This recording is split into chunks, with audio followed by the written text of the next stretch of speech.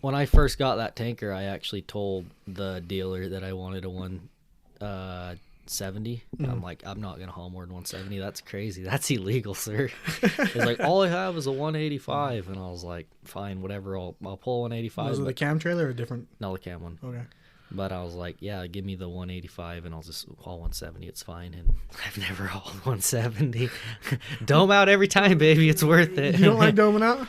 No, I said I do. Oh, you do? I dome out every. That's what I'm saying. Is I bought it and I was like, I'm gonna buy. Actually, originally, So you bought 185 and you said you're gonna haul 170. yeah. Well, originally I'm like, I'll buy a 165, but obviously 165 will actually hold 170. Instead, I bought a 180 that holds 185, and I domed it out every time. So your main thing was COVID. That's interesting because it does seem like COVID was more of a deal to me this year than it was in previous years because I did so much traveling. In 2020, COVID was obviously a big deal, but it had a limited impact on my life because, for one, I was in North Dakota and I don't go that many places. And all the places I go to were still open for business because they're all essential businesses. Yeah. And most of them didn't make you wear a mask except for like Walmart, but they tried to enforce that shit for approximately 2 weeks. It didn't go and very they gave well. up. They're like, oh my God, nobody in this town's going to wear a mask. Exactly. They gave up on it. It was no big deal. And so it didn't really affect me. But in 2021, going to Texas and traveling a bunch, it seemed like even though it was a year later, it was so much more extreme in other states that forced you to wear masks, forced you to do this, forced you to social distance, won't let you go inside their restaurants and stuff. That actually felt way more extreme in 2021 than 2020. Yeah, it's the damn politics behind it all. Like, just this whole year has just been like, Just a lot of gray. it's a lot of grinding. That's making what that being money. sober is like, dude. What have you done this year, like in terms of like substances? Alcohol and nicotine. Any coffee? Do you a big caffeine drinker? I mean, I drink my Monsters. I when I did, like, beginning of this year, I started out drinking like a Monster a day. Mm-hmm. You know, just when I was working out, doing the 16, 18-hour days. Okay. Out in Newtown, sleeping in my truck, I'd drink a Monster a day. Mm-hmm. I did really well on them. It was fun, but lately, for the last 3 months, I've just had my wife make some healthy mushroom drink. Okay, I know it's mud water. Yeah, mud I've water. seen that. Yeah, she makes that for me. She makes some a few other good things. That thing Yuri makes, that drink. Yuri, the Yeah. green powder. No, it's not green. Oh, powder. is it Feast? Yeah, Feast. Okay. Turbo Feast. Hmm. Like, that's my source of That has a caffeine. bunch of caffeine in it. Yeah. Huh? So I drink that every day, and I've been doing really well on it. I've been feeling, it's been way easier to wake up in the morning. Just laying off. Without the monsters. Yeah, with that, laying off the Yeah, monsters, yeah. laying off the nicotine, getting away from all that, and just having the healthy feast, healthy green drinks, just tea in the morning, homemade food. Oh my God, dude! I went for months where I was just buying gas station food and Monsters. Oh, dude, that and shit will caffeine. You know ruin those double shot coffees that you buy at Starbucks Lord. coffee, like Yeah. that Those you just double buy in a shot can. espressos. Yeah, fuck those, dude. I was drinking those every day, and it actually was hard to wake up in the morning. Oh, it's really hard. Yeah. It's funny because I actually this last 4-month stint I've done in North Dakota is probably one of the best stints I've done in terms of energy and positivity and just like being, if I'm being brutally honest here, just being nice to my wife and like being a good person. Because when I'm running, working my ass off, and drinking all the coffee, eating all the junk food, and then I have to come home and crash and just deal with whatever I'm feeling at the end of the day. A lot of stress, a lot of freaking burnout. Yeah. It's harder to kind of maintain, that politeness or whatever that you got to have when you're around your wife at the end of the day, Oh my God, it gets hard sometimes. When I drink a lot of coffee, it actually makes me hard to wake up the next morning. Yeah. Because I also crash off it. So I'll drink my coffee. Normally I'll drink my coffee around like noon, and then by about 6-7 o'clock at night I just crash, and it feels like I kind of disassociate a little bit. It's actually weird Like I actually disassociate from my body, Yeah. and I'll be driving down the road, and all of a sudden I'll be looking at my arms, and my arms just like I'll all of a sudden notice my arms like, wow, I'm like a human being inside of a body. These are like mine. Like I own this. This is so weird. Like this is abnormal. Like how come? Like do we all have these? And I'll be like, wow, we all have arms. That's like I'll start feeling like that at the end of the day after coffee. Yeah. And it just became a problem. But I switched over to black tea the last 4 months, and I just drink, I'll make a quart of black tea, which is like a cup and a half, based on how many leaves I put in the water. Like it's not super strong, but I'll make a quart and a half of black tea with cream and honey, so it's basically like a coffee substitute. And then sometimes I'll normally go with like a quart of green drink or a quart of mint tea. And I don't crash on the black tea. I drink it in the mornings. It takes me like until noon to finish it. So is black tea something you take regularly? I take it every day. Okay. Yeah, I drink black tea every day, but I don't crash. I get home and I'll be like... So it's one of those things where you feel really good.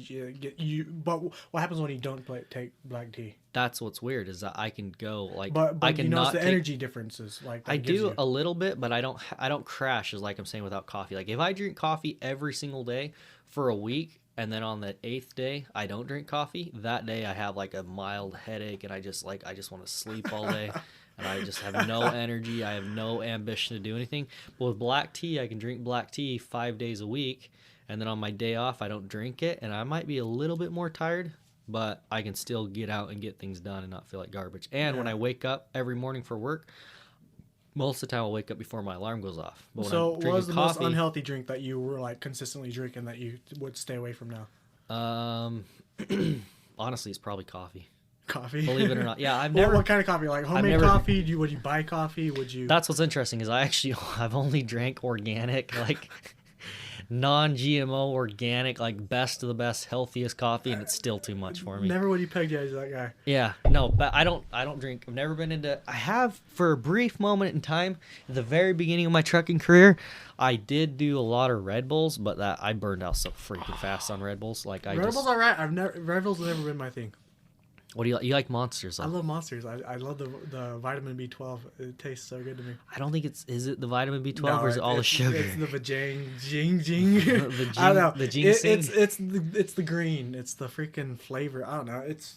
I feel like as far as all the energy drinks I have done, I don't feel that terrible on it. Like I don't feel bad. I don't really notice.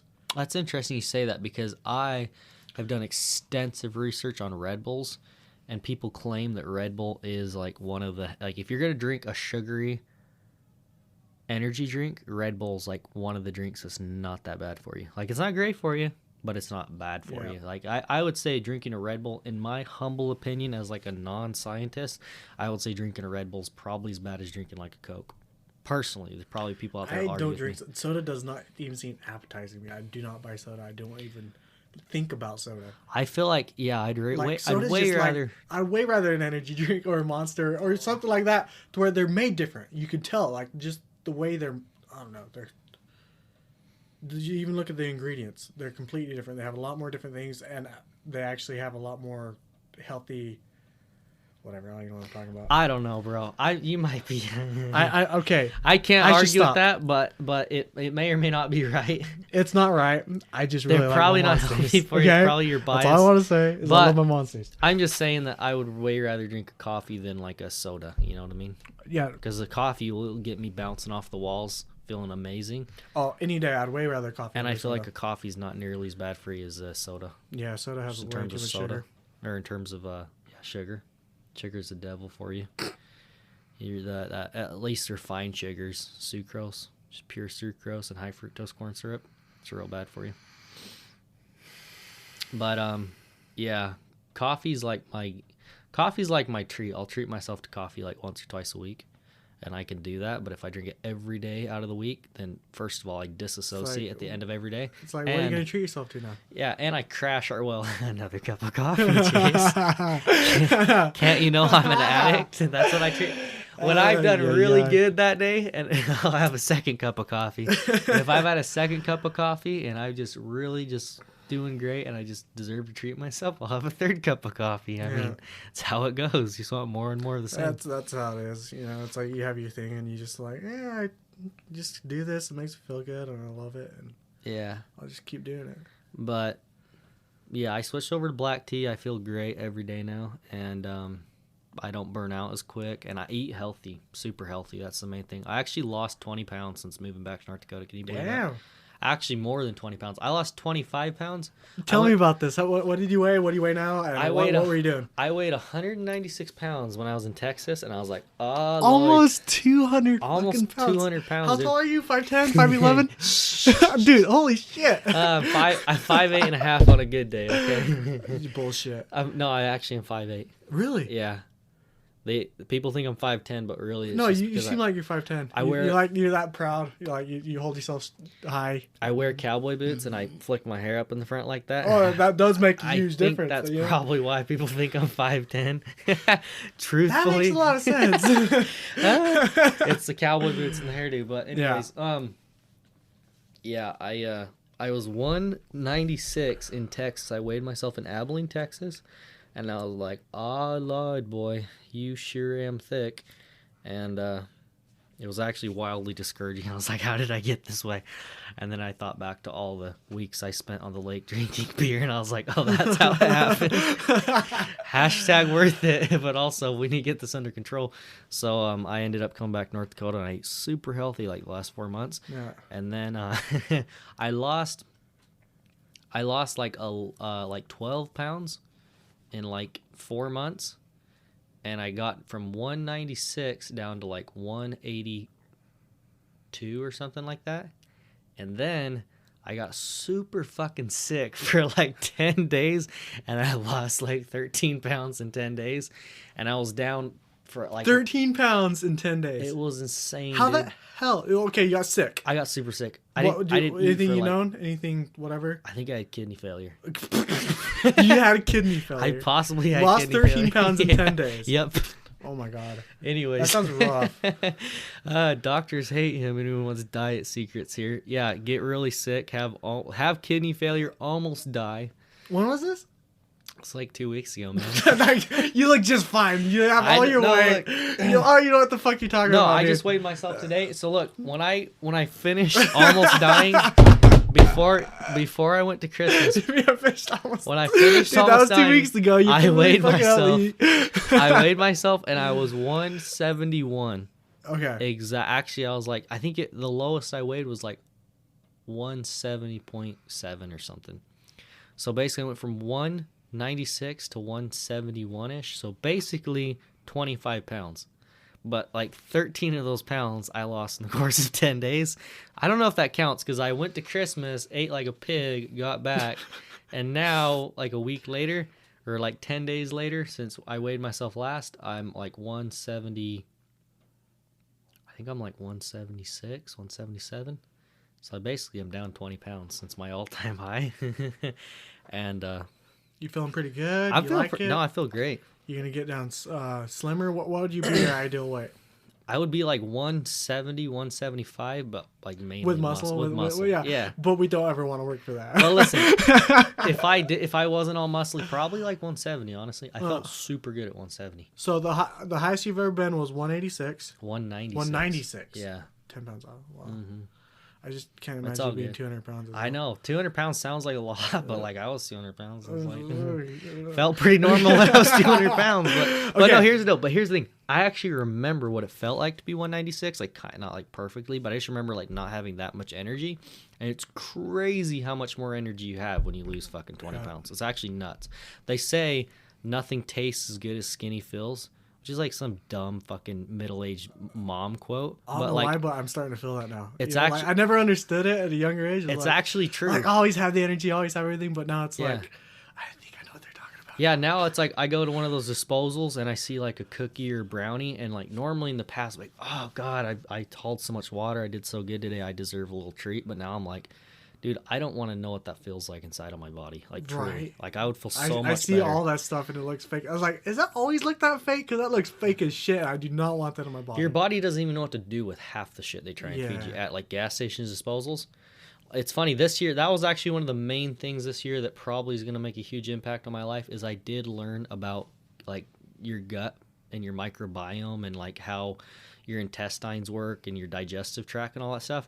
And it's actually crazy because there's just so many things that I've just ate all my life because, hey, why not? It's kind of a normal thing. Like, it's kind of becomes normal to eat, like, I don't know, ramen and fucking just processed shit. It's just like whatever. Once you do it so long, it's just Once you do it so long, it's kind of like, yeah, treat yourself. It's not a big deal. Yeah. And I'm not a huge fanatic by any means. I'll still eat junk food now and again, but like, I don't want to eat junk food because I realize now that your body has no idea what to do with it. Like, you literally, it's not even nutrients. You're literally putting it into your body. You're borderline poisoning yourself with a lot of the shit you feed yourself. And not only are you poisoning yourself, but you're also like making yourself fat in the process. So like long term, it builds up toxins and destroys your fucking gut, and it's just horrible. And also, I feel like a huge justification for a lot of people is like, hey, everybody eats like shit. You know, I eat better than my neighbors, so I'm fine. You know, a lot of people are like that. They're like, oh, I eat better than. You're always comparing yourself to your immediate surroundings. Yeah, like I eat better than Jan next door, but it's like Jan next door is fucking obese and she's gonna fucking die of a heart attack in her 60s. That sounds terrible. You know what I mean? That's why people need She's gonna get diabetes. Like, look at the people in North people Dakota. need good role models. Just look at the average person out there. Just not like the people you admire, not like your close friends and family, but just look at you just see around you. Just go to Walmart. Yeah.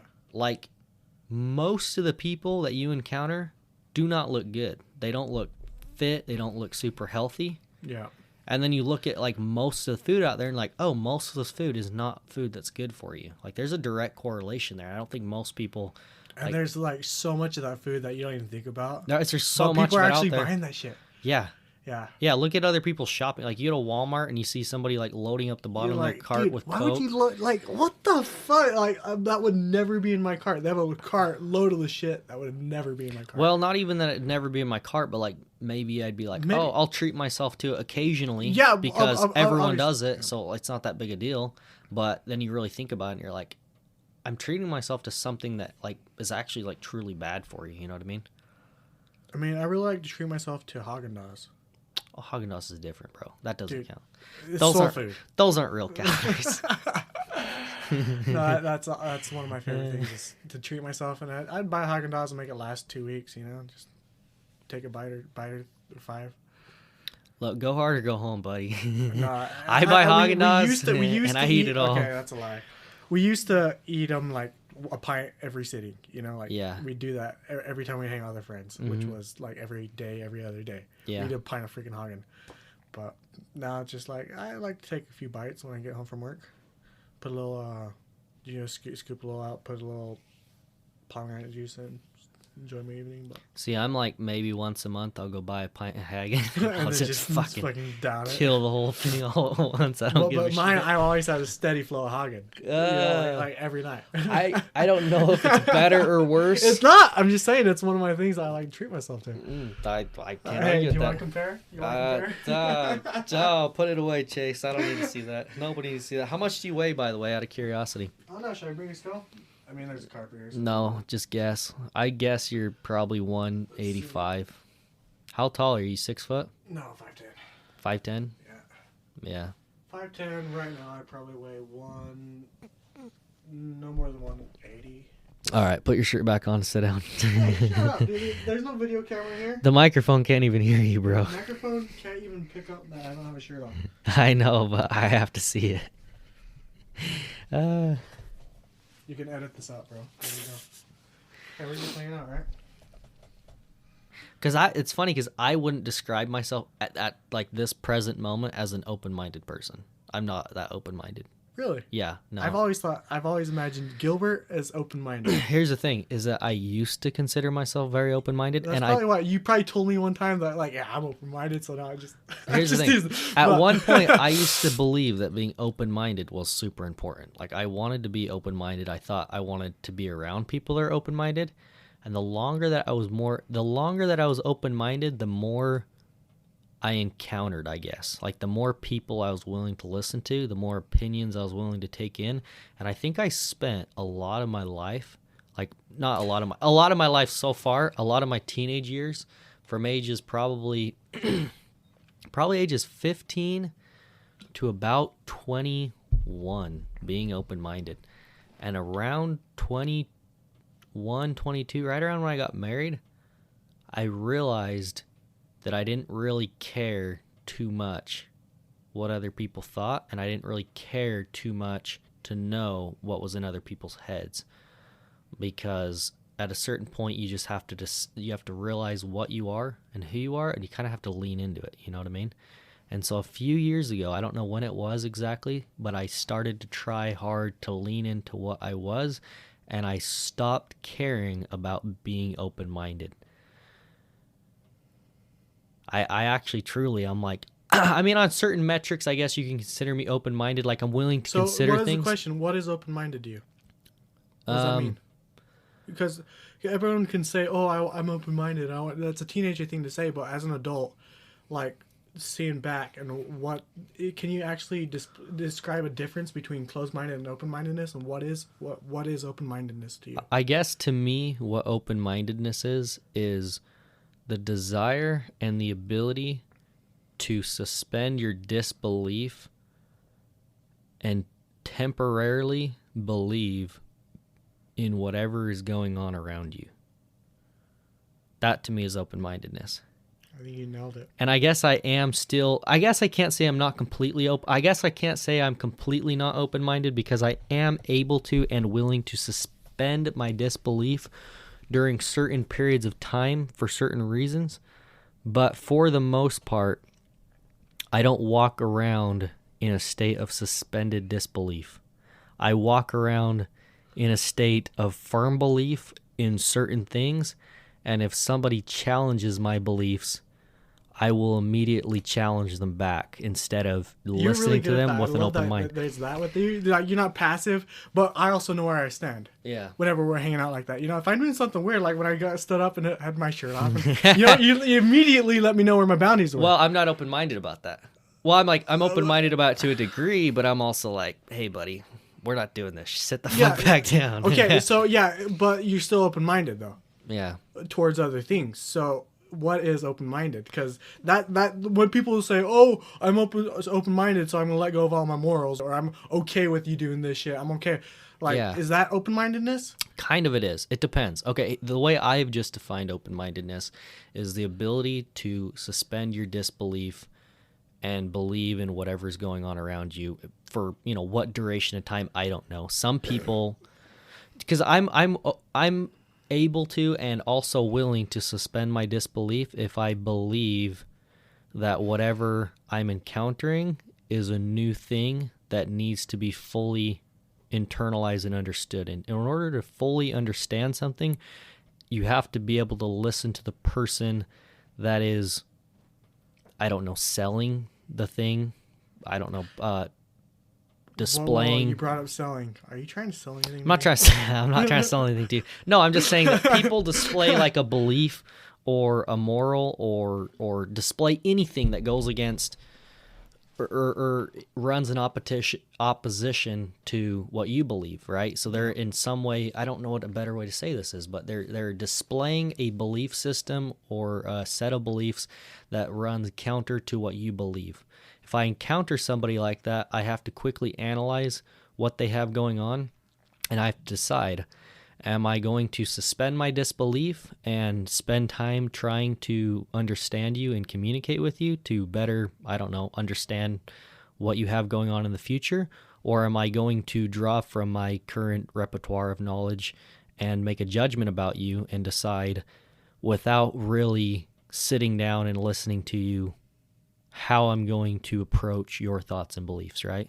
And what I'm saying is that I don't spend nearly as much time as an adult now in a state of suspended disbelief. But as a teenager from ages probably, I'd say, I don't know, maybe even as early as 14, 15, maybe even younger than that, to be honest with you. Probably actually, maybe I've always been like that and then I turned it off. I don't know. But whatever the point is, whatever the case is, mainly after I left home and I got out into the world with a lot of different people, I spent a lot of time looking, I guess, for answers in life, really looking to figure out who knew what and basically how to live a good life. And so I was a lot more willing to sit down and listen to a stranger or just anybody give me life advice, tell me, how things should be done, listen to their life story, listen to like really connect with them and figure out what they have going on and why they are the way they are. I'm not like that as much anymore. That's what I'm saying. I'm not really as open-minded, because in order to communicate and really... I mean, you dealt with that for so many years of your life, where you're like, oh, I'm open-minded to finding yourself and piecing it all together and finding what the universe means. And just all of that comes with a bundle of being open-mindedness, to put that as your personality, to place that as your character. You probably need... I don't want to hassle you, but you got to be closer. Honestly, I think it's just fine. Pick up what you're saying. Well, I'm looking at your sound waves, but... Sorry, I cut you off. What you're saying? No, that's just a lot to pin on yourself. Is like the open-mindedness. Like you say, I feel like I used to be that way. When I was younger, I used to be very open-minded, and claim the open-mindedness title. Like, yeah, I see all this, and like I agree with you, or I can accept you, and all this. It's more just finding yourself, finding what's out there, and piecing together what's important to you and what you want out of life. And right now, for me, which I feel like you've come onto, it's just kind of just put all that all aside. You're like, okay, I found my family, I found my thing, I need to hold on to this and build this area right now, and I don't care about other people, I don't care about conversations as so much. I don't care about other people or building or even all those past connections I used to have. They're not as important anymore as family, as what's going on right now, in your life, what you're trying to accomplish, your immediate goal, which it may not be so big and such an expansive dream, but it's more tangible. It's a solid one line of just going towards you, shooting for something. I think we may be what you're talking about sounds more like prioritization. Yeah. Like you've learned to prioritize. There we go. I'm not talking about prioritization. I'm talking about like a general, like I'm not willing to suspend my disbelief and listen to somebody's life story or listen to somebody's perspective in the way that I used to be able to, or not even be able to, because I probably still could. But I'm saying I'm not willing to do it. I'm not willing to listen to all their bullshit and everything that goes on. Not even bullshit, just anything. Or just like, yeah, I guess it is a lot of bullshit. I want to hear their life perspective. Yeah, and I don't care to hear most people's life perspectives. Okay, like the majority of people. So, for instance, I'll just give you examples here because we're already here. When I was a teenager, I spent quite a few years as a vagabond, just traveling around, just hanging out with mostly the scum of the earth, honestly. Yeah. Just every kind of person you could imagine. Like literally, I've met every kind of person, lived in apartments with tons of different people and just basically a complete drifter. And I did that for years and years. And, I did obviously was guided by magical plants during the process. I was smoking pot and stuff. And so it's easier to suspend your disbelief and connect with people when you have, your inhibitions are somewhat, I don't know what the word is, unhindered. You don't have your inhibitions are basically gone. No, I just spent a lot of time asking people and talking to people, and I was that type of person that if a freaking random person at a gas station, you start talking to them and ask them about their day, next thing you know, they're telling them about how their father abandoned them when they were a kid, and they got fucking all what is that shit? Traumatic stuff happens to you. Meeting at a gas station, they start having a lifelong conversation. Like, does that happen to you? I mean, it used to. I'm not into that shit anymore. Like, I know. I don't give a shit about anyone. That's what I I'm don't saying. want to say hi. I don't want to know how your day's doing. I just want to do my thing. I'm going to grab my fucking drink. I'm going to grab my spits. I'm going to head out. I don't want to know fucking shit about anyone in this room. That's what I'm saying, is that at a time in life, I used to be more willing to have maybe more empathetic, probably. Maybe more empathetic, yeah, probably. Just feeling everything, more in the moment, possibly. No, I don't think it's more in the moment. But I'm just saying, what really changes. Listen, I'll explain to you. I have a filter, and I only allow certain things through that filter. Is what I'm saying. Not only do you have a filter about things you say, but you also have a filter of things you're willing to let in. So if I go to a gas station attendant, I say, "Hey, how's it going, man? How's your day going?" And he says, "Hey," or let's just say, what's a stereotypical North Dakota response? Okay. It ain't the cold, it's the wind that'll get you. Or okay, let's say okay, hold on, back up. This is the conversation that really happens. I go into a gas station. I say, "Hey, can I get $400 on pump 19?" She says, "Yep." Having a good day? I say, "Yes, ma'am." How about yourself? "Yep, sure am. Pretty cold out there, huh?" "Yes, ma'am." It's like Cold everyone as does the heck. same damn thing over and over. Yep, my boyfriend's out there working in it. It's pretty bad, but hey, drive safe. You too, stay warm. Like that's a normal conversation. I'm Yeah. willing to let that into my life, okay? Dude, they're so fake, But but everyone does them. Like it's almost like they're not even fake. It's just like, it's just like a normal North Dakota greeting. It's like a safe thing to say. Like Yeah. if somebody says that to me, like, they mention certain things that everybody kind of like talks about, and then maybe they'll mention like the oil field to try and relate with you. Yeah. It's a safe conversation, right? For sure. But here's the other situation. I go to the gas register and it's some random kid, and you go to get fuel. You say, "Hey, I'd like to get $400 on 19. Okay, here you go, $400 on 19. How's your day going? "Oh, it's going okay, but my phone's broken, and I've been trying to get a hold of my girlfriend all day." It's like immediately red flag. I don't want to fucking talk to this person. This person's clearly. What makes them want to even tell that, like, say that to me? I don't know, but I'm just saying I'm not open-minded to it. I don't want to know about it. Like, I don't care that your phone's broken. And it's not because I don't care that your phone's broken so much as like I've automatically classified you into a category of human being that I do not care to build a relationship with. I'm not open-minded. I don't want to figure out about your phone being broken. I don't want to figure out who you are as a person, because based on the small amount of information you've given me, I've already made the decision that you're a low-value human being, and I don't particularly care to bring you past the filter. You know what I mean? So you stay on the other side of the filter. You don't let that in. Just to finish up my thought about the being open-mindedness thing, all I'm saying is that there's certain things programmed into my mind already that when I encounter a certain kind of person, I automatically have some kind of just automatic response. You call it a bias, you call it whatever you want, but there's an automatic response,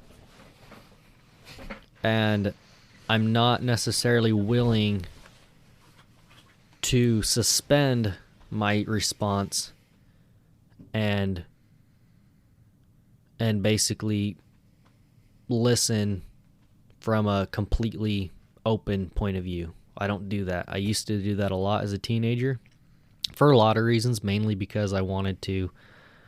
It was my endeavor. I endeavored strongly as a teenager to like find truth, find out what life really is all about.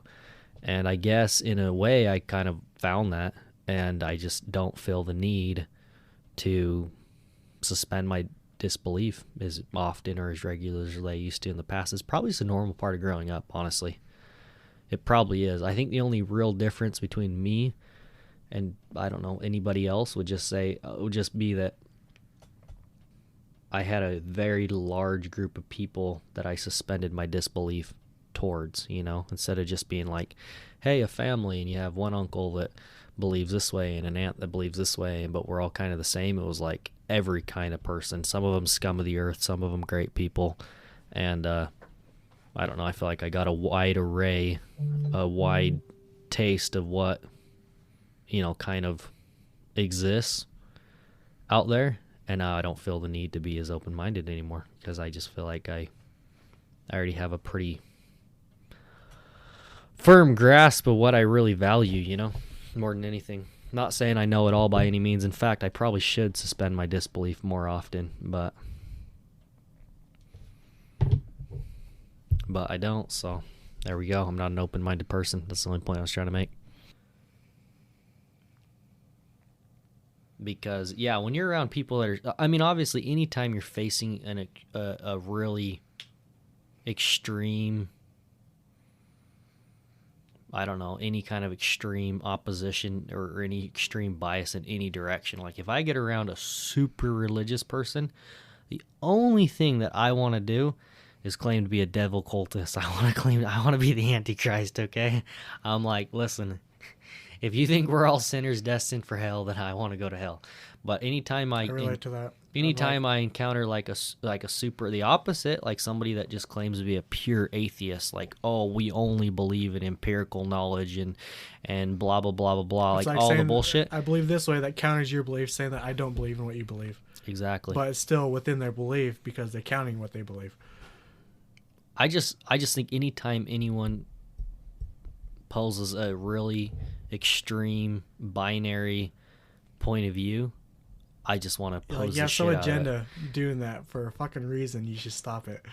I don't even know if it's an agenda, but it's I don't know what the fuck it's they're just disingenuous. stupid. It's disingenuous. Anyone that claims to believe just purely in empirical data, I'm like, listen, why don't I just shoot you in the fucking head then and take everything you have if there's no God, you son of a bitch? If there's no good or evil, if there's no good or evil, then what's going to stop me from just fucking putting one between your... And they always have some bullshit, ooh, society and consequences and just all... And it's like, no, dude, listen. If there is no good or evil, if you're telling me that there is no good or evil, then we're all fucked, okay? There's really no other alternative that we're all fucked. Inevitably, we're all fucked if there's no good or evil. Maybe for the next couple seconds we'll exist, but as soon as all society, if there's no good or evil, society falls apart. It's just how it goes, plain and simple. I don't give a shit what argument you pose. If there's no good or evil, society falls apart, okay? And everything you love and everything you care about and everything you value quickly deteriorates in a society where there is no objective good or evil. And somebody that believes that there is objective good or evil according to the Word of God, and this is what's right and this is what's wrong, and it's my way or the highway, and if you don't believe what I believe, then you're going to hell, like that person also needs to fuck off. You know what I'm saying? There's some middle ground there, and I don't know exactly where it's at. But it's got to exist, you know, and it's really hard to label it. But yeah, if you grew up with really judgmental people, then you're going to obviously want to oppose that. It's just kind of a natural thing to do, at least to me, and obviously to you as well. Life is fucking weird. How's that? All the different perspectives or ways you can live it, things you can put meaning to.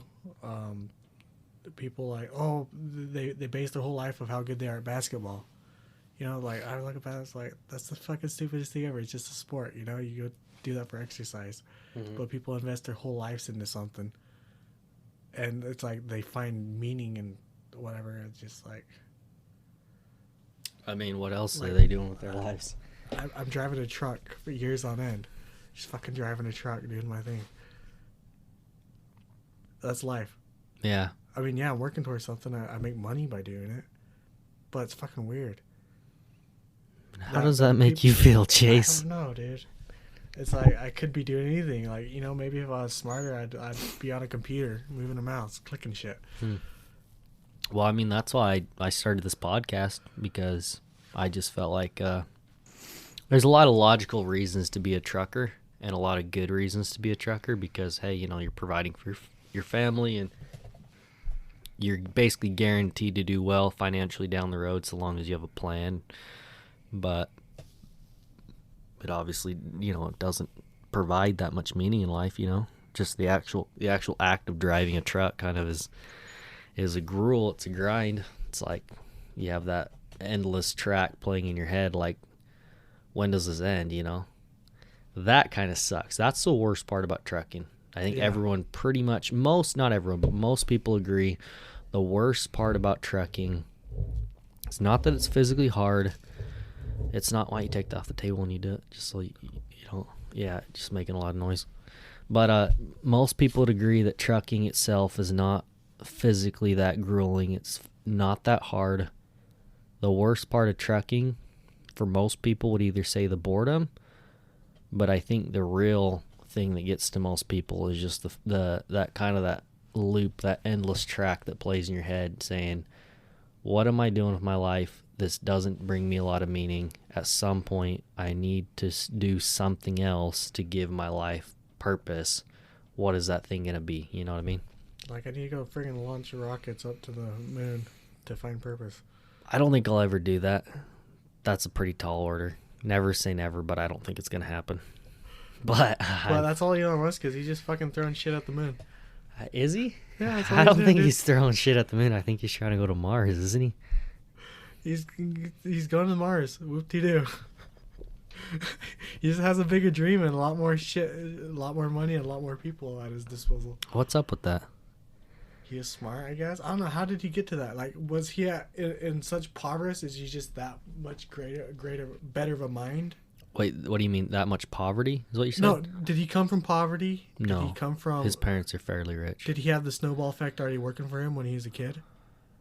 I think Elon Musk is actually a super genius. I'm pretty sure. Yeah, he's got to be a super genius, right? That's why Yeah. that everyone credits his success to him being a super genius, not to anything else other than him being a super genius. Well, first of all, the man is compelled. That first and foremost, the man is like compelled.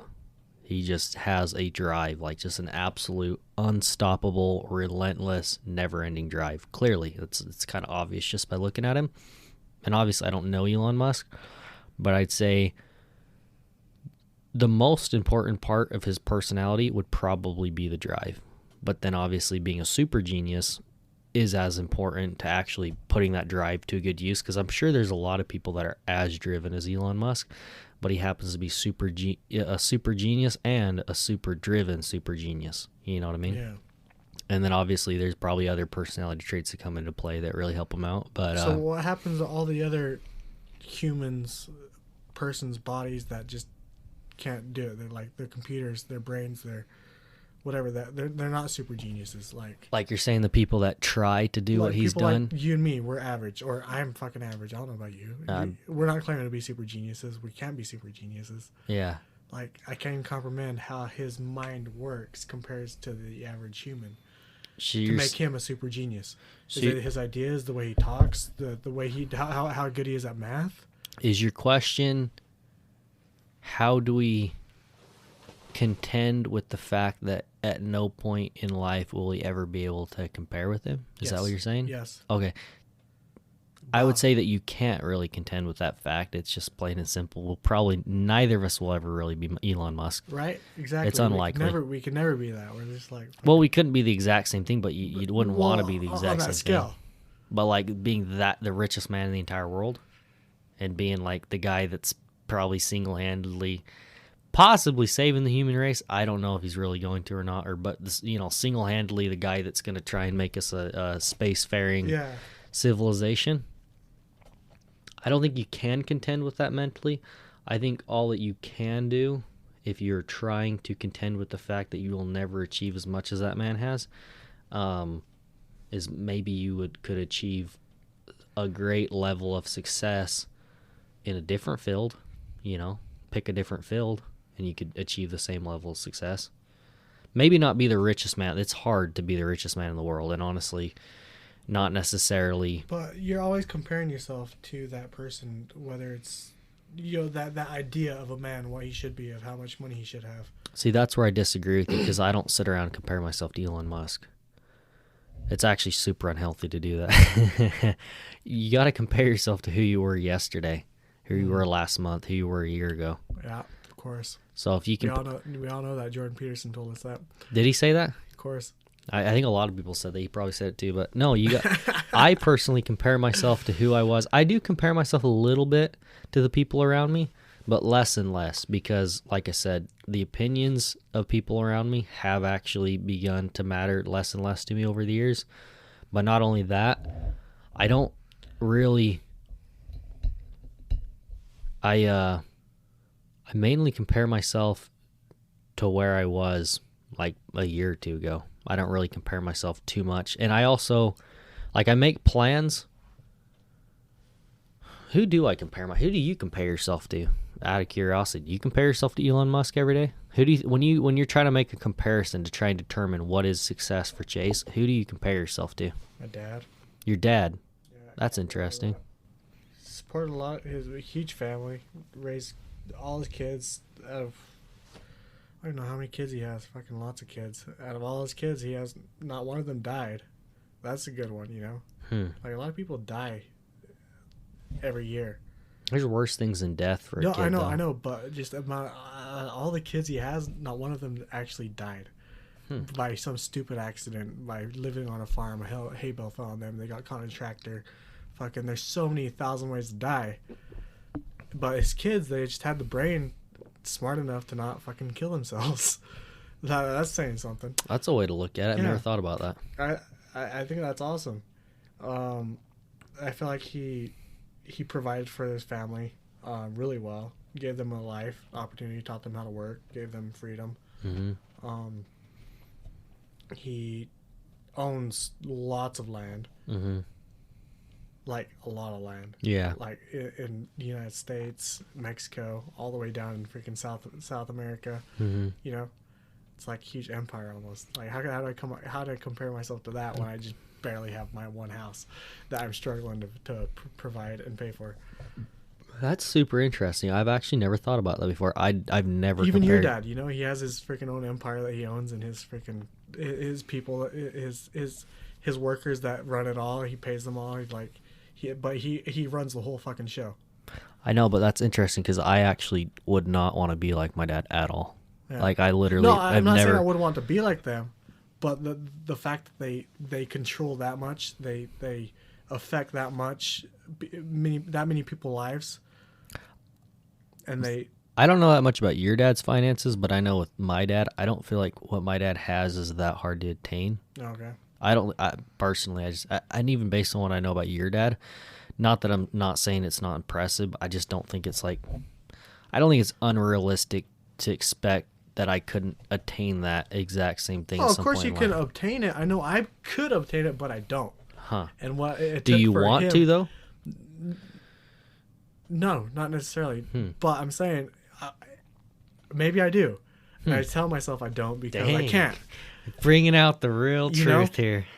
Because I know how hard my dad actually worked for that shit. Yeah. You know, to make the deals, to talk to people, to make deals. Like I suck at making deals. I suck at it's like they say this is a price, and I suck at kind of just haggling them down. I don't always haggle either, to be honest with you. I suck at haggling. Not that it's haggling. My dad doesn't make it haggling. It's like he makes it sound like they each got a good deal, but he gets a fucking damn good deal. He's always getting the best deal. Mm-hmm. That's funny. He's that's out there. That's a great skill. Yeah, he's out there getting the best deal. But he also puts the work in. He's, you know, I remember him buying land in Nicaragua. He's like, okay, this is a good deal. You know, cheap land. Go raise some cattle on it. Go buy it, and he'd out there walking every day for weeks on it. He'd go walk it and measure it out. Measure out the land that he's buying. And he you know, perfectly honest, and he'd be there with whatever. What are you saying? I'm sounding like Joe Biden right now. No, but well, I get what you're saying. Are you saying that your dad has the ability to go out and make decisions without anyone's permission? Is that like part of it? Like being able to just go to another country and be like, Yeah, I he's want really this. good at making decisions. Yeah, that's And interesting because knowing what he wants and going and working towards it and making it happen. do you think you're good at that?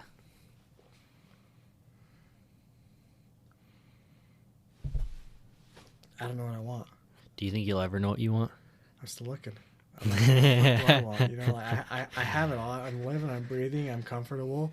I have it all. It comes to me. You know, I work. I understand how money works, give and take, and try not to be a nuisance to society so they don't kill you. Mm-hmm. Just whatever. Damn, survival. that's like a low bar. I'm good at survival. Okay. I'm good at making people like me. I'm good at liking people. I'm good at interacting with people. But Sir, I don't want to be an asshole, but survival is a low bar. yeah, no, everyone's I'm here just for survival. God damn it! I know. I'm just You know, teasing. we're all I'm here just kidding. living breed. Like realistically, you can look at Brown and break it down what my dad's doing, and he's like, "What the fuck you doing, Dad? You're just living and breathing and playing racquetball for the rest of your life. What the fuck are you actually gonna do with your life?"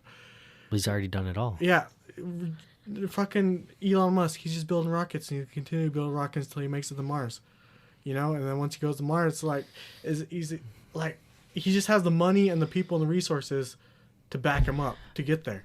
What's your question? I'm confused about what your question Life's is. fucking weird. It's weird. No, but I get that. But I'm saying that you're talking about men that are compelled. Are you a man that's compelled, Chase? I don't even know what that means. Am I compelled by someone, by myself, someone else? No, are you compelled by Compelled by the compelled to do system? things? Compelled? Like compelled, like do you feel like you need to do things in life. I feel like I need to do things in life, What but do I'm you not feel- accomplishing shit in life because I don't know how to do it. Well, what do you feel compelled to do that you're not doing? Because full disclosure, I am a compelled person. I do things not necessarily because I love to do them, but because if I don't do them, it just eats me up inside. Like I have to do certain things. Like even this podcast, to be honest with Yeah. you, I actually feel compelled to do this. It's not that like obviously I like doing it, but it's also like something I feel like I need to do. Like there's something inside of me that's like, Gilbert, you need to do this thing, and if you don't do this thing, I don't know. I've never like given myself a consequence, but like I know I need to do it. I'm a compelled person. Right? Yeah. So what are the things that you feel compelled to do that you don't do? Do you know what they are? It's something bigger that I can't imagine. It's like I know there's something out there like I want to see bigger. It's like a new idea, a new concept, like the first guy that created the internet or Interesting. fucking decided to build electronic cars. Like I want to be like they always describe it as just climbing the hierarchy, climbing the ladder, being good, admired. Mm-hmm. Like I want all that, but what's admirable about me, where I am now, who I am? Like I don't feel like I'm that admirable of what, but then you see all these people that people look up to, Mm-hmm. like yeah, that guy's doing it right, and I want to be like him. I want to work towards that. It's like So you want to be I want to. Where's the ladder end though? Because everyone wants to be on top. well, it doesn't end. It's not supposed to Yeah, end. It ends when you die. And there's no one just ladder. It's fucking big net. It's just perspective of comparing yourself to who people are and not accepting where you are now and liking who you are at this moment. So it's like, what do you actually want? What are you trying to accomplish? And why do you want what you want? I'm telling you, dude, I'm just compelled. I just do things. I can't stop myself. Look, the thing is about being a compelled person, this is what I understand. I don't know if this is like a disease, but you're just like, you have to do them. You know what I'm saying? Like everything I do in life, like, well, okay, not everything. Okay, I'm actually exaggerating a little bit here, but like most of the things that are considered, air quotes important, like business related, money wise, anything that has to do with status, like, just things I'm compelled to do, you know what I'm saying? Even like, actually, let me think about this. Let me think. Even getting married and having kids, I wonder if that's something I feel compelled to do. I feel like that's a little bit different. Like my decision to start a podcast was like out of my control. I didn't feel like I had a lot of control over that one. I feel like there's probably another part of my brain that was like, go do this, bud. You gotta make it happen. My decision to run a trucking company, probably also somebody else being like, listen, bro, you gotta make it happen. But like what were you working towards? What compelled you to do all that? Because you're really good at it. Like at running a business, a trucking company. I don't know. Making it happen. You're working towards it. It's you're building it. And you said that wasn't your idea, what you wanted to do. It's almost like there's another thing inside your brain that's like saying, go do this thing and keep doing it. And there's another part of you that's like, oh my God, why? It sounds hard. I could just sit around and do nothing instead. It'd be so much easier. The thing is, it really doesn't matter what you do because we're all here to die and life's short. All right, listen, that aside, certain things I feel compelled to do and certain things I feel like I do more. I don't know how to explain it, but like getting married and having a kid isn't something I felt like I was compelled to do. I think I did it because I wanted to do it. And I probably started a podcast because I wanted to do it as well, but I think it was more about being compelled to do it than. I think I need to define what compelled means, but it's hard to define. Yeah, like I feel like you wanted, like you thought the idea of starting a podcast and making a big dream, and you like doing it. You're good at talking. I just felt like it was the next logical conclusion. Is it something that you're so compelled to compelled, like you say Elon Musk is compelled to go to Mars? Yeah, no, that guy's 100% compelled. Are you compelled to do a podcast to make it work? Yeah, no, I actually am. You are? Yeah, 100%. It's weird. That's awesome. That's super. It kind of is. It's weird. No, I totally feel compelled to do a podcast. That's what I've been like, Look, nobody just decides they're going to go to Mars, right?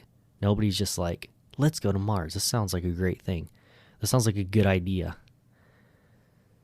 Nobody's like, hey, we're going to go do something super fucking hard, like starting an electric car company. Like, obviously, Tesla's the shit now, but you got to think about what he was dealing with when he started that company. That was insane. Nobody wanted electric cars. We're like, fuck you.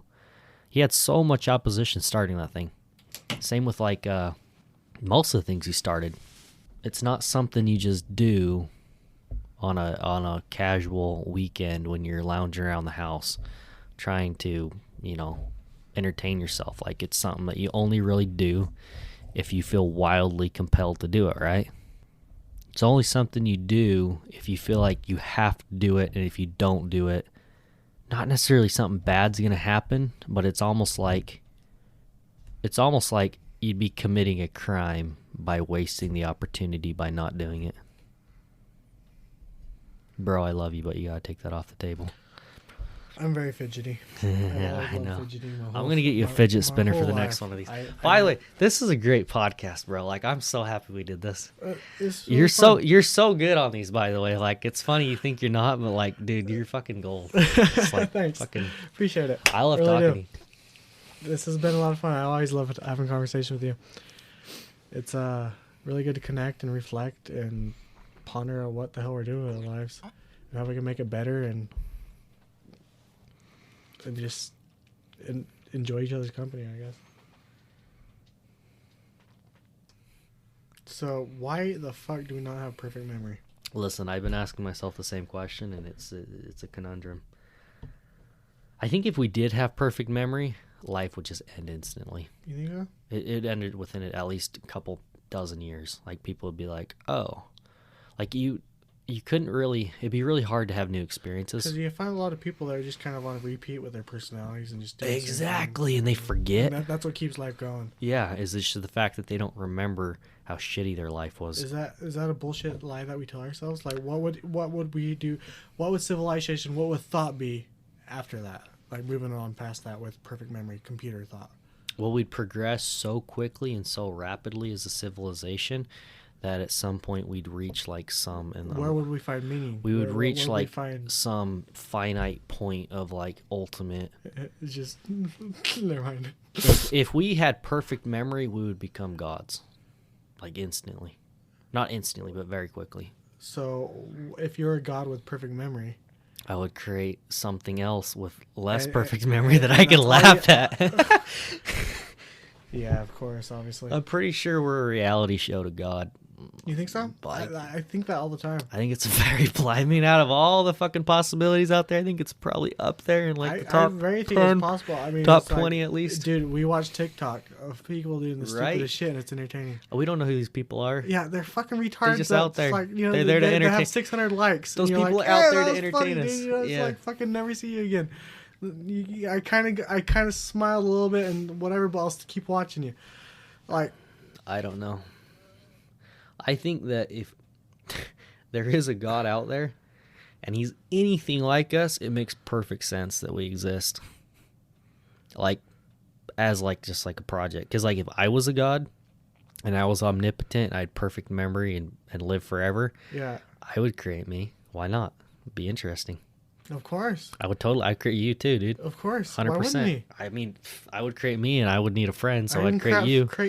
I would create an entire world of people and populate them and make some of them super smart and some of them super dumb and just like watch them go at it. You know what I'm saying? Yeah. I'm not saying you're a dumb person. You're a great person. You're a good friend. That's what's important. Cheers to that, by the way. Cheers, bro. Is it almost New Year's? 11 o'clock. Hey, Happy New Year's, bro. Happy New Year's, brother. It's a good time. That isn't. It's actually mind-boggling when you think about how many different things compel people. Not even compel. I use compel for certain things. Probably not the best word for this example. It's interesting to think about how many people are out there living life and how many people are finding meaning in different things. Yeah. That's a better word, meaning. Being compelled is different than having meaning. Because to me, having a family gives me meaning. Being married gives me meaning. Being a good friend gives me meaning. But I don't really feel compelled. I just do it because that's what I want to do, you know? But there's another part of me that, like, is the compelling part. I think there's, like, two parts in people. I think there's multiple parts in people's brains that run their bodies. And I think they're all different things. Yeah? Yeah, I don't know how it works, but I'm pretty certain that you have more than one. I don't know what you call it, consciousness. I'm pretty certain that you have like more than one thing that like runs whatever you are. Like cumulatively you chase. Because like you're not your body, right? No, I'm not my I'm not my body. body. I have no I like that concept, but yeah, I'm not I my am body. regularly surprised that I have a body. Let's put it to you that way. Like regularly, like I will look at my legs and be like, "Holy shit, these are mine. I own these." It's wild. Like, do I own these? Is this what ownership feels like? I don't even feel like I own my body because I can't control it. Like it could just randomly get sick on me and it could Yeah. like get fat. Like I don't want to get fat. Like why don't you just be ripped all the time? You know what Yeah, I'm why saying? can't you just be fucking ripped? Like, I just want to do what I want to do. Like if I own one thing, it should be my body. I feel like I do own my body, but even then, like I regularly Like, forget if that you I were own it. God and you own your body, it would be a perfect. No matter what the fuck you did with your life, whether you're a piece of shit that watched Netflix all your life, you still be the ripped God that could do a double backflip and throw a damn car across your head. That Like, that would probably be a boring existence though, because you'd have no. no, I'm saying it consequences. doesn't matter what you do. Oh. You'd have that perfect body Yeah. if you controlled it. That If aside, it was yours. I think I don't feel like I am my body. Like most of the time, I don't really think about the fact that I don't think I am a body. That's what's weird. So where are you? What are you? I think that I am multiple things all working together as one. And that kind of one thing that I call a Gilbert is apparently existing, which is, nice. It's a plus. But aside from that, I mean, making decisions, driving, whatever it is that's me drives places and uses my debit card. So But you see that as separate from what you are? I'm saying that like I think there's more to being a human being. There's more to being a thing, I guess, on Earth than people really regularly think about, because there's multiple things inside of my, I don't know, brain, consciousness, whatever, that are making decisions and being compelled to do things that other parts of me don't necessarily always agree with. And like there's a conflict there, like I have to argue with myself regularly. Like I don't know if that's normal, but I have to like regularly hash it out with myself. I'd be like, Gilbert, look, we could do this or we could do this, which would be like super fun, but would have like all these negative consequences. So that thought, that conflict of what you want versus what you could have, and it's like multiple personalities in a way. I wouldn't that you're even fighting conflict within yourself. I don't even know if the word would be personalities, but the fact that you're able to commune with yourself and like talk yourself through things and make decisions, And I you feel both like want what you want, but you both know that you want to go somewhere else. But yeah, like the fact that you can make decisions, right? Yeah. Because it seems like making decisions is kind of like that's kind of one of the things that makes us conscious, right? Because like certain things are less conscious, like cows. Like, do cows make decisions? Probably. I don't know. Do ants make decisions? I don't know. Are they just running one code and they have absolutely no free will? from our perspective, no. The fact that we have free will means that Well- we have choice. Hold on. I actually got to just make this point. The fact that we have free will, according to I believe we have free will. Some people don't. But the fact that we have free will means that we're constantly making decisions. The fact that we're making decisions means that we have some inner conflict between one choice or another. The fact that we are able to choose and make opinions and make arguments either in favor or against those decisions is a sign that there's multiple things inside of us that are able, I don't know, argue for them. I don't know. I don't even know what I'm looking for here. But it just seems obvious to me that there are multiple things at any given point that are like making decisions for you, like whatever you are, like that cumulative thing that is you, your body, your brain, your spirit, your soul, whatever. I'm inclined to believe that we have a brain, and that brain is like split in two, and that brain is probably constantly having an inner dialogue with itself. And I think that one side of your brain makes the decisions and one side of your brain helps that side of the brain make the decisions. But I think the thing that actually makes the decisions isn't necessarily aware that the other side of the brain exists. But the only thing I know for 100% certain is that there is a part of me that feels compelled to do certain things. And I don't know why. And so, like, I could fight it or I could just do it. But life seems to be working out so long as I keep doing the things I'm compelled to do. And, you know, like a lot of the best things I've done in life are things that I felt compelled to do. What's compelling you? I'm What's that for? assuming it's also me, and I'm just like You're assuming? in denial that it exists. But what if it's the left?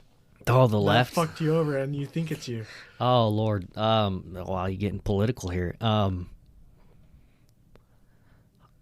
I guess I assume. Just to keep you a slave to the system. To keep you in that truck. Oh To Lord. keep that engine burning. Keep them fossil fuels burning. Keep the system going. Like that compulsion that you think is you, that is your higher self, what you want and desire. Is that really you? So you're saying that we have like Or we're is like that mind we're like the left? we're like are you saying we're mind controlled slaves? Really? Yeah. I don't believe that We're one ants. We're ants in this fucking system. bit. I don't And know the about queens, like we all have that antennas compelling us to do something. that. Okay, so who's at the top compelling us, We Chase? don't know. It's a fucking queen, and the hive is so big that we're just fucked, dude. Honestly, it's computer, it's endless thought, it's endless code, and we're just fucking programmed to keep driving this semi. I do have a few friends that do not believe in free will, like Christian friends. I can get along. I've thought about that for sure. That you don't have free will? No, What? I thought you just said we do have free will. we don't have free will Why not? because everything is already decided. Who says who? Belief. Somebody has to say if it's decided. Exactly. So you're saying that you believe that there is somebody that predetermines everything? How deep you want to go? It's all I in don't your know. Might as well just go all the way, bro. Exactly. Go hard or It's go fucking home. retarded. You can't go there. So yes, free will. Why does can't you exist. go there? Explain it to me. Because to say that we don't have free will, that everything is already decided, everything, you know, it's pretty much a story and we're just living through the story. It's like playing a song. You know, each note in the song is already predetermined, but it's beautiful. And the song, you think it feels the emotion. You think it has free will to choose the next note it's going to do. I think it chooses because it wants to go there. It's going to sound the best to go with the melody or with the exact tone. And it chooses to go to the next note. That's what it's feeling, you know, in that momentum. But in the bigger picture, it's already predetermined. Like, that's the song. And for me, it's the story of Chase. I think I'm choosing. I think I'm saying every the words. I'm thinking I'm going down to action. But in a bigger picture, yeah, that's just Chase. We're watching Chase. It's already, you know, so he doesn't have free will. He thinks he has free will. But he's going, it's already a story. It's a record on replete. It's the gods watching us for entertainment. Like, yeah, I'm going to go plug in Chase's life. It's only fucking 80 years. Not for to be them. a dick, but then why don't you just kill yourself? Because I can't. Why not? Because I think about it. But will I actually do it? Will I actually bang myself over the head? You know what I'm saying, though, right? Well, maybe. So it's like when you're driving down the road and that thought, that's you, the prisoner inside your non-free will body that's going to choose everything. He's thinking, turn. Right there's a telephone pole. Fucking crash into the telephone pole. Go, just turn. Just turn. You know, fucking do it. But you stay on the road. You stay driving straight, you know? You're like, no, fuck right there to turn. You know, just right there. Go off the edge. There's a cliff right there. You fucking do it. You know? Stick your hand in that blender. You know, like shit like that. You have the thoughts, but you're always going to do what you do. You're never going to not do what you're going to do. God damn it. You're always going to do what Gilbert does. Called my bluff. The only way to prove you wrong is to kill myself right now. And But I you don't won't want to because do you're it. Gilbert and you're programmed not to kill yourself because you think that you have free will, so you'll never kill yourself. Chase, you're wrong. I want you to know you're wrong, but Well, I'm wrong because we have free will. You're But I'm wrong. programmed to say that because that's who I say, because someone's getting their entertainment by programming us these codes to have this conversation to prove that we have free will to ourselves, but they're laughing at us because we don't have free will. All I'm saying is anyone can prove anything by belief and saying anything is all bullshit. We can't prove that. It's all belief. It's all theory in our head that we create and we make up. But we have free will. This is why I'm not open-minded anymore. People like you. Yeah, exactly. Open-mindedness is a fucking pain. It really is. It's hard to deal with that kind of shit, to have that kind of burden on your soul and in your everyday life, when life should just be simple. Like, hey, dude, I just need to fucking survive. I just need a roof over my head. I need my kids not to starve. I want to be happy. You know, like, just, it's simple. Life should be more simple, but open-mindedness makes it, like, it goes deep of I'm not even using the right words right now, but it's everything we're talking about.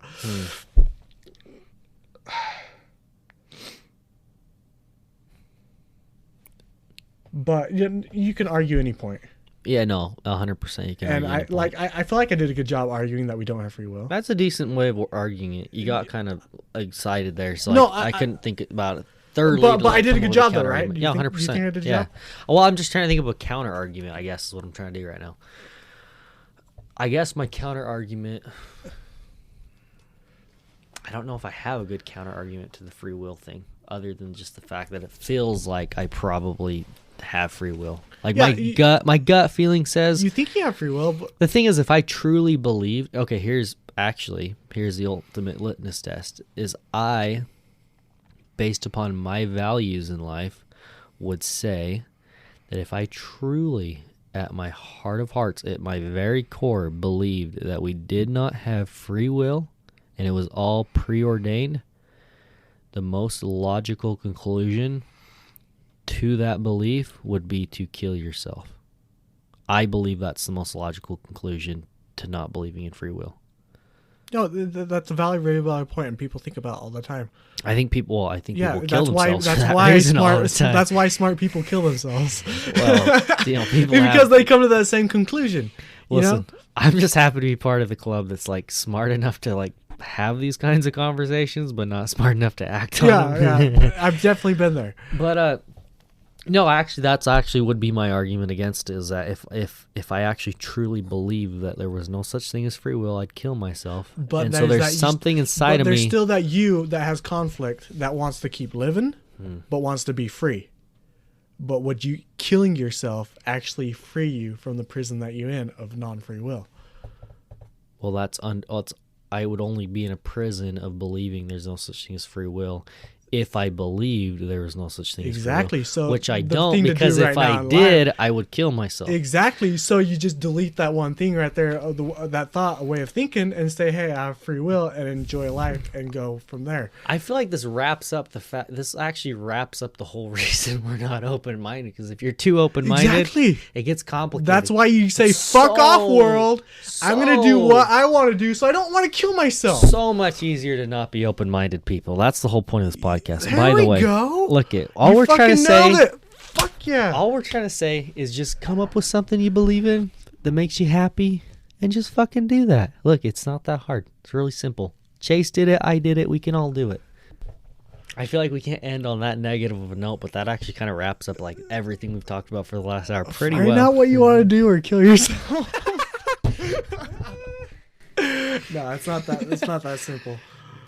Just fucking live your life. Or I don't kill think yourself. killing yourself is the answer ever. No, it probably isn't. No. I mean, why do it? You know what I'm saying? I want to figure out what happens at the end. I mean, you're here for a reason, right? Like, you're in this I'm moment, compelled in this to believe picture. so. Yes, you're compelled. The people around you, I tell you, which I'm just a program in your life telling you to don't kill yourself because we're here. We're going to keep you here. Because we want you here for a reason. We want you doing Gilbert things. Don't kill yourself because we're telling you that it's going to get better. That it's going to be better. Well, I mean, that life is worth living for. I enjoy so it. don't kill yourself. Keep doing Gilbert things. When you say it like that, it sounds creepy, but in all reality, I do enjoy my life. No, of course. Aside from, like, you know, obviously the tough things, but you know, you need those to have meaning, right? If the tough things didn't exist, then life would be pretty pointless. No, it's nice having people around, and losing someone sucks. Yeah. It really does. I've never really lost anyone that was super close to me, so it's actually kind of hard to relate to that. But I know a lot of people that have. Yeah, exactly. It's interesting. I mean, I know a lot of people that lost people, and it definitely is there. And I understand it for sure. I just think that I almost got to the point where I was like done. Mm-hmm. I was thinking about just outing myself, like, screw this. Don't do it, Chase. It ain't Exactly. worth it, bud. Exactly. Listen, here's the thing. You're like one of my top 5 best friends, and if you didn't exist anymore, I'd have to find a new top 5 best friend. Exactly. It'd be hard for you. If you pain in the ass, look at it. I've already struggled enough in life. I don't deserve this. I'm a good person. I mean, I'm probably not. I'm actually probably a bad person that does good things, but nonetheless, I think I don't deserve this. It would suck to imagine losing my closest friends, my siblings, my best friend that's been there my whole life. Like, they're part of me. They're part of my story. They're part of my life, existence. Like, please don't ever leave. Bro, straight up, I'm kind of like a vibe person. Like, I just go off my vibe. And my general vibe says that none of your friends are going to die anytime soon, so we're good. Yeah. No, I'm serious. Yeah, I don't get the vibe that anyone that you're really close to is going to die, so if that means anything to you, this is my prediction. I feel that too. I feel that. And for people that have lost people that are close to them, hey, I'm very sorry. It's devastating, but I never really get the vibe that anyone close to me is going to die.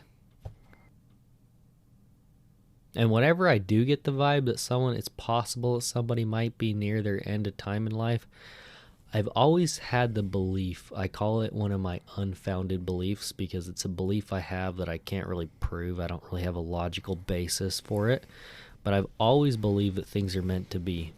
So whenever I believe somebody may possibly be near the end of their life, I don't know why, but I've always believed that whatever happens is meant to be. And maybe that's like me preparing myself to like consoling myself to like deal with loss in the future. You just trapped yourself. I just trapped myself? There's no free will. What? Because How did it's you get that? predetermined. You said it was predetermined, that it's all fucking rewritten, and there's a reason for everything. There's a reason why everything happens. There's a reason why that person did something, because it's pre-written. It's a story that's already going. So there's fucking no free will. It's Only already the things that are tough are meant to be not free will. Okay, fine. You know what? You got me. You walked into it yourself. Sorry. I did. No, I really did. I'm glad you caught me. But Yeah. no, I actually have always that believed predetermined bullshit. Is it really something? But did you notice I prefaced it by saying an unfounded belief? Yeah. Like a belief that For sure. I have no foundation for believing is true, but I believe it nonetheless. I can't disagree with you or say you're correct. Do you believe that things are meant to be, Chase? Yes. You do. Yeah, but I also believe I have free will. I believe the same thing. That's so weird that we So both how believe that. they're complete contradictions. They really are. Well, maybe it's like a choose your own adventure, but you have like options that are like Yeah, exactly. options. So it's a yeah. That makes Fuck. But the sense. problem is if it is a choose your own adventure with predetermined options, kind of like you don't have free will. You know what I'm saying? Because you're still living within the game that you purchased.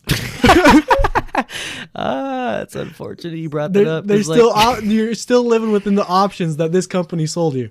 the possibility that we paid to be here, like in a video game arcade or something. I'd say it's in my top 15 most I possible. mean, you're scenarios. enjoying yourself, right? You're enjoying the content that we're creating for you. Sometimes. Do you want to exit? No. Do you want a checkpoint? I'm good. Maybe a checkpoint would be You need a good. checkpoint. I think it'd be great to have a checkpoint right about now. Honestly. But no, I'm 60 just years saying, is like, way too long. it's in the top. Look, it's in the top 15 most plausible. Let's be honest, it's the top 10 or maybe 7. Top 7 most plausible scenarios, in my humble opinion, is that I'm in a video game and I paid to be here. Which is why I don't believe in suicide, by the way. Yes, I agree. Because it's like, yes, what if I paid to be here? I want to get my money's worth. You know what I'm saying? and Like, it's only 60 years. why do you say 60, dude? I 100% plan to live to be 100, possibly 120. I'm messing with you. It's a joke. It's like saying like we're all gonna die anyways. Fuck it. I don't give a shit. I don't know. I'm not gonna put a number how long I'm gonna live, but my dad says he's gonna live to be 120. I've always said the same thing. My dad says he's gonna live to be 120. Eats healthy and everything. Mm-hmm. But he's looking pretty fucking old. If anyone's going to live to be 120, it's going to be your dad. Let's be honest here. No, I'm teasing. He has some white hairs, but he can still kick everyone's ass. If anyone has the shot to live to be 120 or higher, it'd be my dad. He deserves it, man. No, not that he deserves it. He really fucking works towards it. Like he eats healthy, and he works out. Look, the man's compelled. I'm telling you what. He's compelled to live to be over 120 years old. Well, I think he's got it. Why do we bring up the whole video game thing though? Because we don't have free will. No, because we do, because we're choosing within a certain set the parameters of what the video game has to offer us. That's a really weird concept, and we're not the only ones that actually feel that and believe it, and it's like, but it's like, are we? No.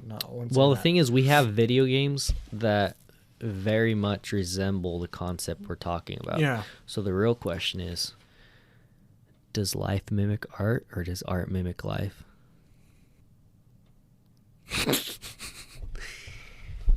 I need to take a piss. Should we pause this or should we end this? Let's end this. It's getting pretty late. It's already almost midnight. Hey, this is our New Year's podcast. Year 2020. Year 2020 coming right up. 2020. 2022, damn it. That's what we said, right? 2022, baby. 2022, here we come.